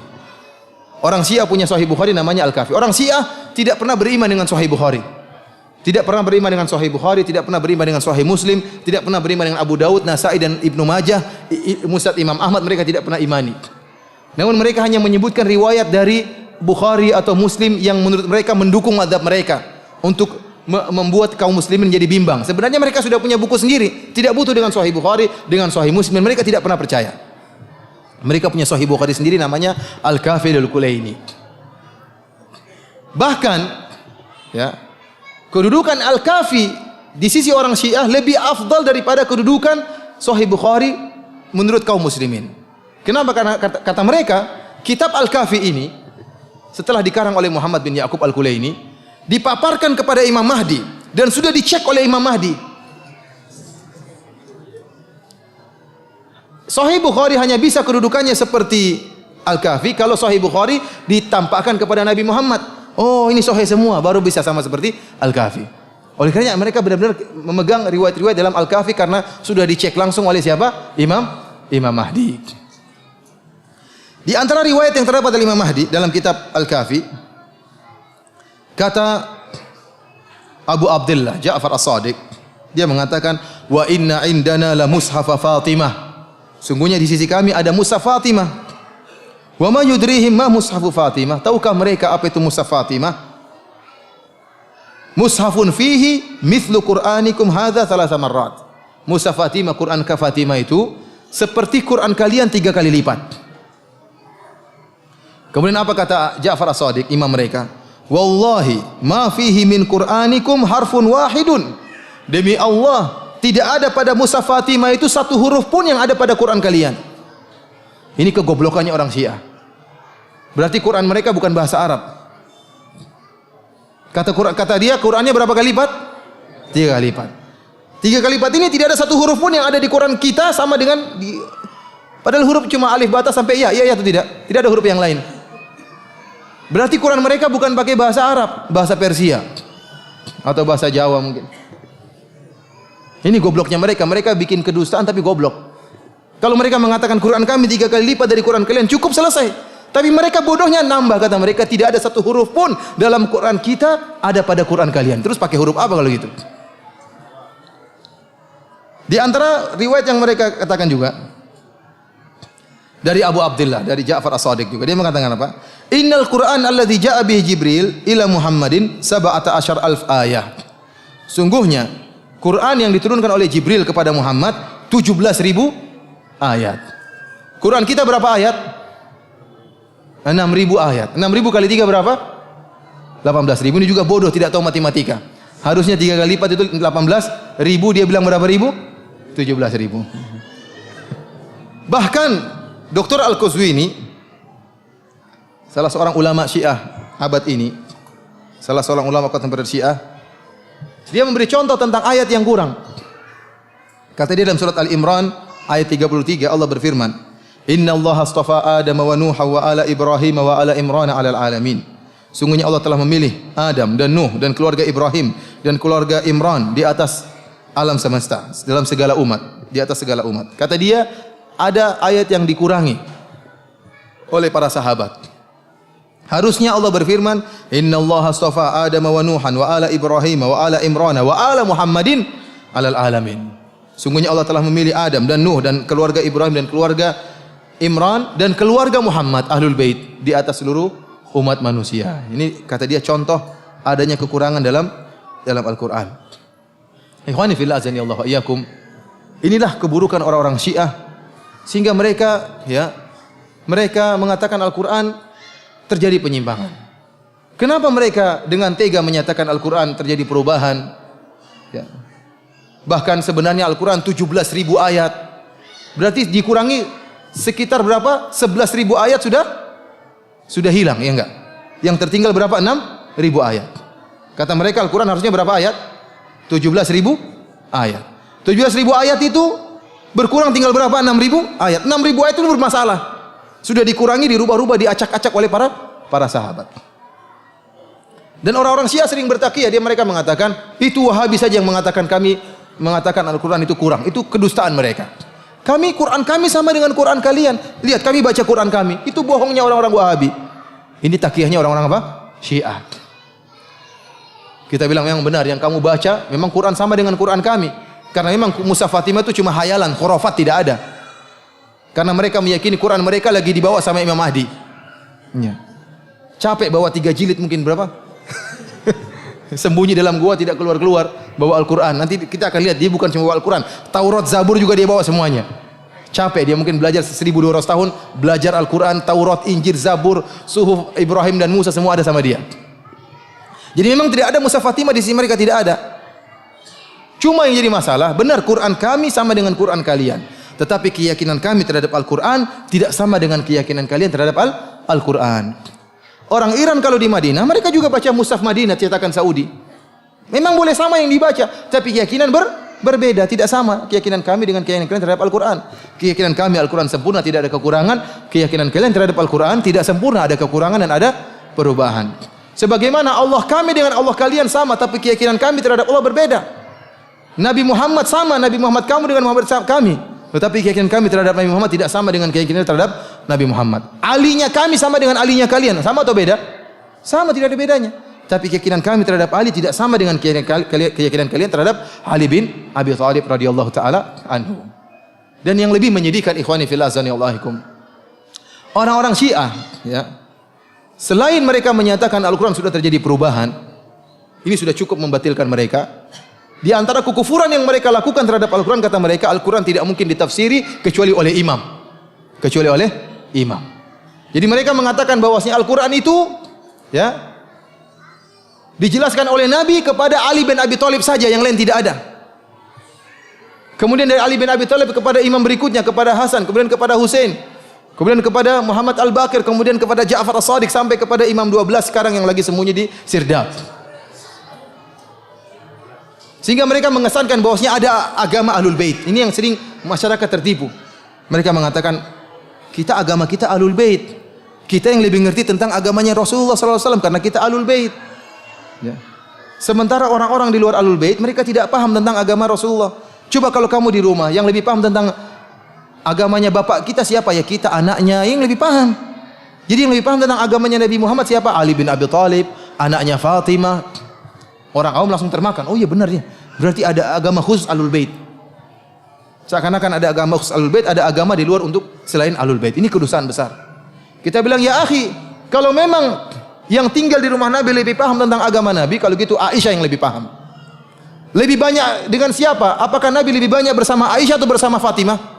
Lebih sering bersama siapa Nabi? Sama Aisyah istrinya. Lebih sering bersama Aisyah daripada Fatimah dan Ali. Ali menikah sama Fatimah, sudah tinggal di rumah yang lain. Harusnya yang lebih ngerti agama Aisyah daripada kalian-kalian ini. Kemudian apakah Ahlul Bait cuma orang-orang Syiah? Banyak Ahlul Bait yang Ahlus Sunnah banyak. Yang tidak berpemahaman seperti kalian. Jadi mereka mengesankan bahwasanya ada agama khusus buat Ahlul Bait. Ini tidak benar, tidak benar. Rasulullah SAW diutus oleh Allah rahmatan lil alamin untuk seluruh umat. Wa anzalna ilaika dzikra litubayyana lin-nas ma nuzila ilaihim. Kata Allah Subhanahu wa taala, kami turunkan kepada engkau wahai Muhammad Al-Qur'an litubayyana lin-nas, agar engkau wahai Muhammad jabarkan kepada seluruh manusia. Jadi tidak ada agama khusus buat satu orang, dua orang, tidak ada. Agama ini apa namanya? Untuk semuanya. Untuk semuanya. Rasulullah SAW mengatakan, nadarallahu imra'an sami'a maqalati fa'au'aha fawa'aha. Ya. Kemudian kata Nabi SAW, farubba muballaghin au aminas sami' atau afqahu minas sami' atau kama qala Nabi SAW. Ya. Kata Nabi SAW, semoga Allah memberikan cahaya kepada orang yang mendengar perkataanku kemudian dia sampaikan kepada yang lainnya. Memang agama ini untuk disebarkan, bukan untuk sekedar agama khusus Ahlul Bait. Ini adalah khurafat yang didengung-dengungkan oleh orang Syiah. Sekarang seakan-akan Nabi mengkhususkan Ali bin Abi Thalib dengan ilmu tertentu yang tidak diberitahukan kepada para sahabat yang lain. Ini kedustaan besar. Ini ketidakadilan. Seakan-akan yang masuk surga hanya Ahlul Bait.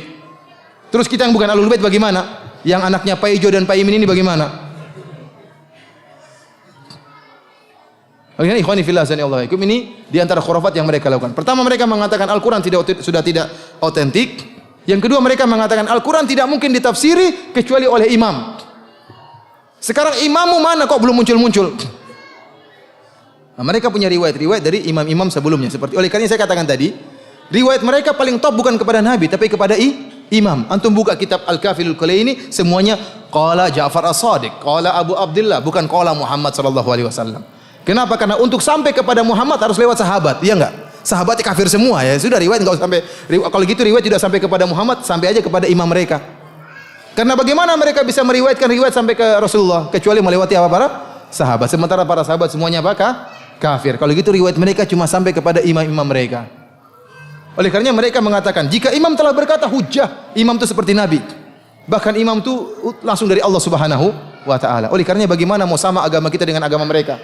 Agama kita adalah agamanya yang dibawa oleh Muhammad sallallahu alaihi wasallam, agama mereka adalah agamanya imam. Makanya mereka dikatakan dengan Syiah al-imamiyah. Syiah yang meyakini masalah keimaman. Bahwasanya imam merupakan rukun Islam dan imam bisa mengkhususkan Al-Qur'an dan imamlah yang paham tentang Al-Qur'an. Tidak ada yang bisa paham kecuali qayyim, kata mereka. Tidak ada yang paham tentang Al-Qur'an kecuali imam dari imam-imam mereka. Dari sini kita paham bagaimana kebatilan mereka terhadap pemahaman terhadap Al-Quran. Dan ingatlah, kita tidak bakalan bisa nyambung kalau berdebat dengan mereka. Mustahil antum bisa berdebat dengan mereka. Kenapa? Kalau antum mendatangkan ayat, ini ayatnya begitu, mereka bukan begitu tafsirnya. Itu tafsiran kalian. Tafsiran Ahlul Bait tidak seperti itu. Tidak bakalan nyambung. Inna Allah ya'murukum an tathbahu baqarah. Allah mengatakan, Nabi Musa berkata, sungguhnya Allah merintahkan kalian untuk menyembelih sapi. Kata mereka sapi adalah Aisyah. Gimana nyambungnya? Bisa nyambung kalau mereka. Kita gimana nyambungnya? Sapi di zaman Bani Israel kok Aisyah? Mereka bisa nyambung. Kata mereka misalnya,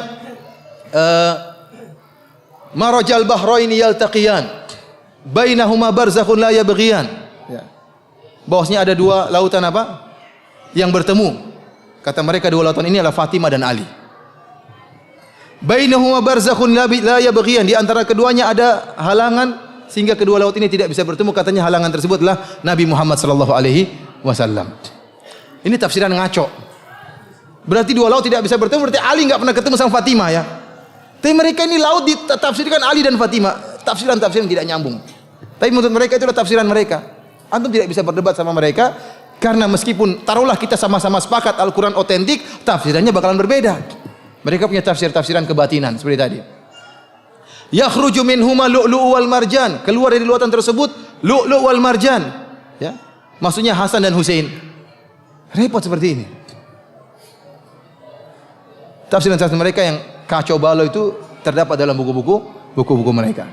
Oleh karena ikhwani fillah sallallahu alaihi wasallam, tatkala keyakinan kita terhadap sumber agama kita yaitu Al-Qur'an berbeda, bagaimana mungkin kita bisa bersatu dengan orang-orang Syiah, ya? Tatkala kita mengatakan lihatlah Aisyah radhiyallahu taala anha dibela oleh Allah dalam Al-Qur'an. 15 ayat Allah turunkan untuk menyatakan Aisyah bukan pezina. Kata mereka itu bukan Aisyah yang dimaksud Allah tapi Zainab. Repot seperti itu. Enggak bakalan nyambung, benar ini. Tidak bakalan nyambung dengan mereka. Dan jangan pernah berharap bersatu dengan mereka.